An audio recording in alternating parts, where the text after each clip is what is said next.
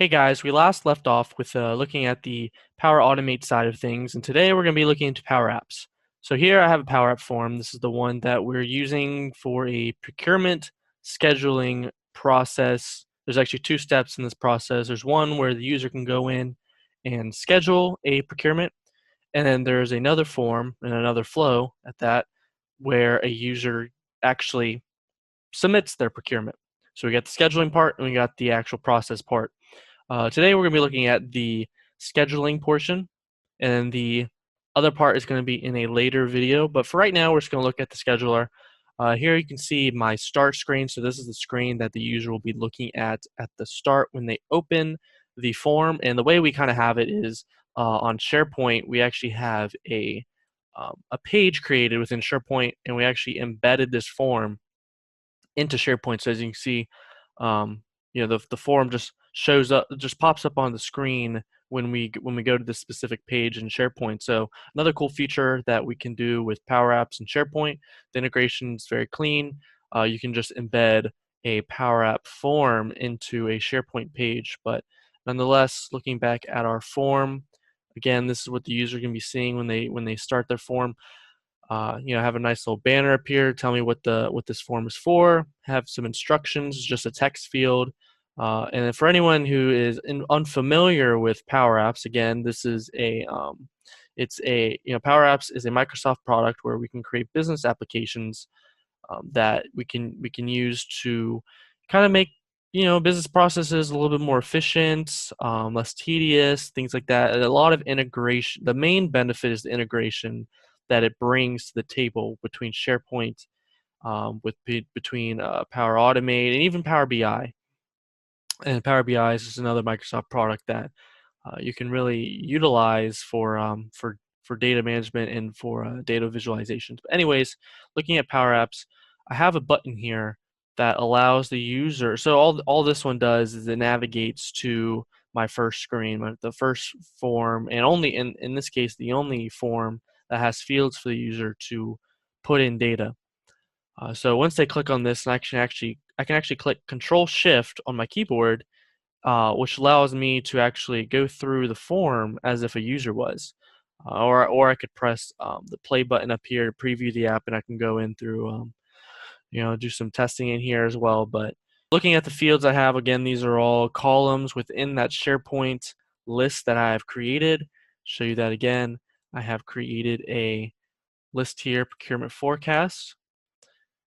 This is the one we've been looking at in the past couple of videos. So I have title, project code, name of organization / consultant, instrument type, action type, please explain the amendment, so on. So all these different fields have different purposes. Again, we want to get as much information for this procurement schedule as possible. So the user's going to go in on the start screen, they're going to start their submission, they're going to input any data they have on these fields. Now the biggest thing I wanted to go over was making fields required. Right, so with a form, you could just have this button here. If I wanted to insert a button, just insert a button here, and this one here we'd be able to select it at any point.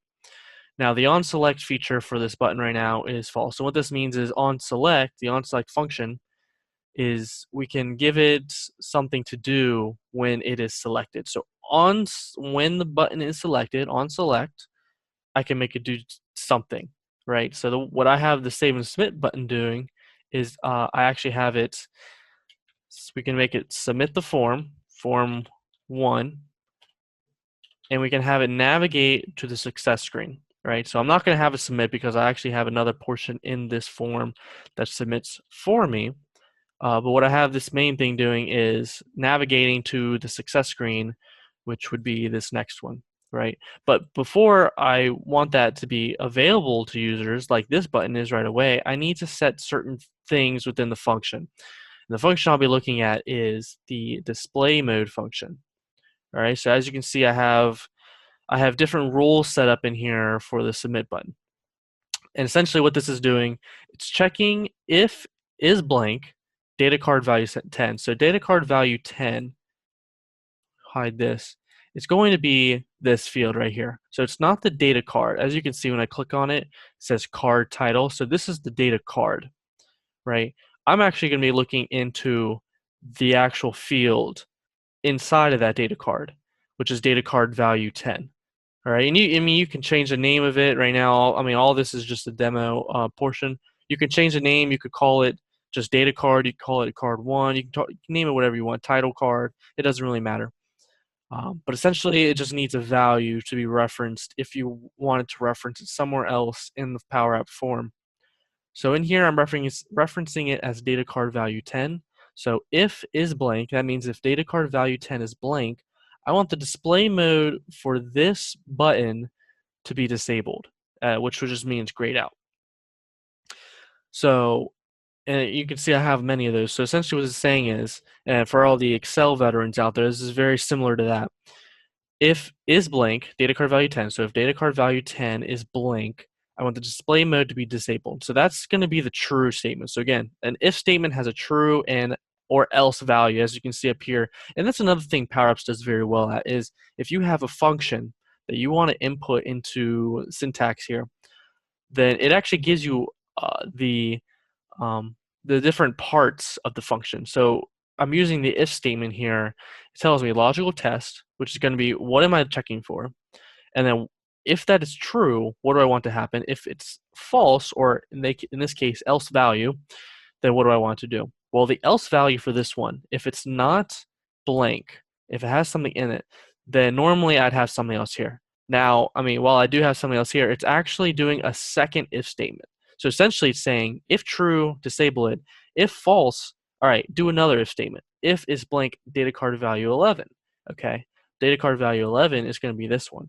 And then so on, 12, 13, 14, so on. So all the ones I have required here, and that's the ones with asterisks on them, are the ones I want required. And that the way this is working now is it's checking, is this data card value blank? If it is, okay, disable it. If not, okay, check the next one. Is that one blank? All right, is no. Check the next one. Is that one blank? No. Eventually it gets to the point to where it's gonna check the last field I deem to be required by the user. If it's not blank and it has something in it, then it's going to do display mode edit. Okay, so essentially what it's going down to is checking all those fields in a row to make sure that it has something in it. Because if it doesn't, I don't want them to click save and submit, because that is important information I want them to have, right? And so there is a way to and so the way to get the asterisk is you go to the advanced settings of the data card. Required, you would change that to true or false, whichever one you want. And that I have it set to true. If I set it to false here, as you can see, the asterisk is gone now. But if I go back, the asterisk is back. So the true and false only really gives it the asterisk. It doesn't necessarily mean it's required though, because if I didn't change the display mode settings for the button, that button would not be grayed out based on the input in these fields. So essentially, if I didn't put in display mode functions, if I didn't do all those if statements, then a user could still save and submit even though it says the field is required. Now there are other ways you can go about it. You can make them hidden based off of inputs. You can do a variety of things. You can change the border colors to red if they're empty, and things like that. A lot of different things. And I encourage you, if you are working on making your own Power App, play around with the settings, see what the best visualization is for you and for the user. Because again, the most important thing when you're building a Power App is to make it clear for the user. If you have the save and submit button up here, right? Normally when you're working on any other app, it's normally in the bottom right, bottom left, or some maybe on the right side of the screen. It's very visible, right? Having it all the way up in the top left isn't very viable, but having it down here, it's kind of almost a standardization to have it there, right? There are many Microsoft products that actually have the submit button at the bottom right. So again, it's important to make it clear for the user, right? So the main thing to look at here is to make something required. It takes a little bit creative licensing here. You have your different options of making it clear to the user that they need to fill it out. And I think the most important thing to start with is putting that asterisk there, make it noticeable to them that, hey, there's something special about this field. I need to input something, right? Another thing I wanted to show you guys was something cool that you can actually hide and show fields based on the inputs of other fields, right? So here I have, please explain the amendment. Okay, so this is a field based off of the action type for a procurement. So in here we have these different terms here. And the main one I want to show this field, please explain the amendment if this bottom one is selected. Amendment, other, explain. So all these other ones already have their own instructions and descriptions and so on. But amendment, other, if it's not one already labeled, then I wanted to show this one. So to show this one, I have in the visible, I have it set to true right away, right? But if I wanted it to be based off action type, what I would do is I would choose data card value 14. It's going to be another if statement. So we're going to actually do it on the data card this time, the entire card. So we can do if data card value 14 dot selected dot value equals amendment other explain. Remember, you need to put it in exactly how it's shown right here. As you can see, I didn't put in exactly how it's shown, so it wouldn't work that way. You even need parentheses. So exactly how it's shown there, amendment, other, explain. Then we want the visible function to be true. If it's not that, then we want it to be false, right? So it is selected in this field, so it's going to be showing. But if I were to select contract end, it's not going to show because the value is not equal to the one we want. Now, something I wanted to point out, just make sure, if I were to remove the selected value, so if I just did data card value 14, it's not going to show it as the correct argument type. It's not going to show that it's what we're looking at. So these periods are actually drilling down into the data card, and it's asking to be a little bit more specific, right? So just doing data card value 14 isn't enough. So what we want to do selected, right? Even selected is not enough. So we need another period. We need to drill down even further, and we need this specific value for this drop down field, right? Because it's drop down. Normally, if you're ever dealing with a drop down, you want to use selected value. There for other fields, you might just have to do dot value. You might just have to do dot selected. In other cards, you just don't even need to use dot anything, right? You can just use the correct uh, name of the drop down.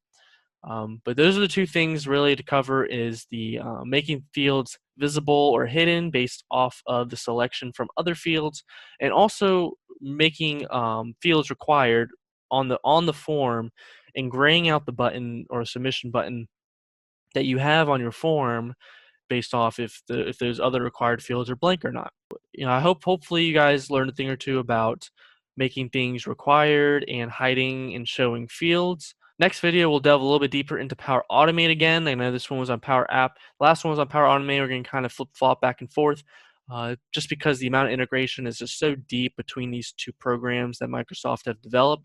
But next time, we're going to look at Power Automate. We're actually going to be looking at how to create folders in SharePoint automatically. So through Power Automate, making a flow to create folders and actually sort files based off a user input. Thanks.